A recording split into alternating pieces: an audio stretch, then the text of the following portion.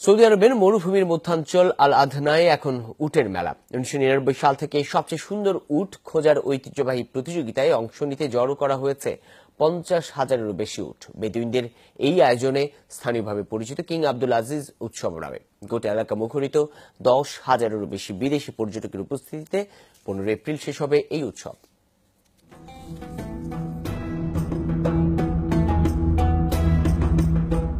আরব দেশগুলোতে পণ্য পরিবহন ও যাতায়াতে হাজার বছর ধরেই ব্যবহৃত হচ্ছে উট।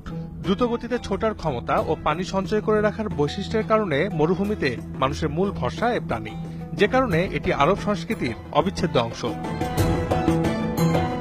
উটের প্রতি আরবদের ভালোবাসার বহিঃপ্রকাশই বলা যায় বার্ষিক এ উৎসবকে। 1999 সালে বেদুইনদের হাত ধরে উৎসবের সূচনা হলো। এখন সমাজের নানা পর্যায়ের মানুষ যোগ দিচ্ছেন এতে।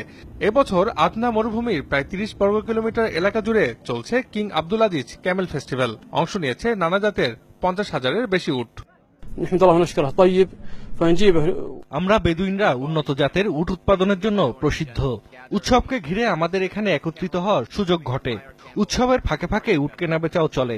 আমাদের সমাজে এ ধরনের উৎসবের এক ধরনের অর্থনৈতিক গুরুত্ব রয়েছে। মাসব্যাপী উৎসবের মূল আকর্ষণ উটের সৌন্দর্য প্রতিযোগিতা। নিজের উটের শ্রেষ্ঠত্ব প্রমাণে চেষ্টার কমতি নেই মালিকদের। কেবল সম্মান বা পরিচিতি নয়, প্রতিযোগিতায় জিতলে রয়েছে অবিশ্বাস্য অঙ্কের অর্থ পুরস্কার। এবার উটের সৌন্দর্য প্রতিযোগিতায় পুরস্কার $3 কোটি 10 লাখ, বাংলাদেশি মুদ্রায় যা প্রায় 250 কোটি টাকা। উৎসবে প্রায় প্রতিদিনই আয়োজন হচ্ছে উটের ঐতিহ্যবাহী দৌড় প্রতিযোগিতা। বিশালে কর্মযজ্ঞ দেখতে স্থানীয়দের পাশাপাশি সৌদি আরবে গেছেন প্রায় 10,000 বিদেশি পর্যটক। অভিজ্ঞ রাখালদের কাছ থেকে উট চালনার বিদ্যাও শিখছেন কেউ কেউ। নানা আনন্দ আয়োজনের বাইরে এই উৎসবকে ঘিরে উটের বেচাকেনাও কম নয়।